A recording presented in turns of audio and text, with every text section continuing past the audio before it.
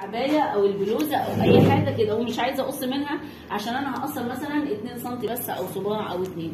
طيب اعمل ايه؟ هبدا كده من اول اللي هي الحته اللي في الجنب الخياطه، هبدا اعمل كده. طبعا انا عندي هنا ايه؟ ابدا اعمل كده. دي كام سنتي؟ ال 2 سم اللي انا عايزه اتنيهم. هقوم تانيهم كده الخياطه على الخياطه. تمام؟ الكلوش هعمل كده ازاي ده عبروا يا جماعه اهو. هعمل اول حاجه كده. طبعا لما اجي هفضل ماشيه ماشيه ماشيه. بص الاقيها رايحه فين؟ على ما فيش. هفضل ماشيه كده واجي عند الحته اللي خلاص هتوطى مني، اللي هي الحته اللي اقل بقى، اللي هي بص هحس انها نازله كده. هقوم عامله دي كده واقوم واخداها كسره شويه كده، بمسه كده، يعني قبل ما اوصل قبل ما اوصل للميلان ده اوصل كده كده كده.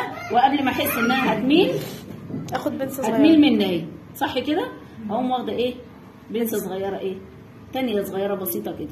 التانية هترفع لي اللي بعديها. يعني بصي باتني كده رفعت دي، هاتني كده رفعت دي، وهكذا. هفضل ماشيه كده طول الدوران.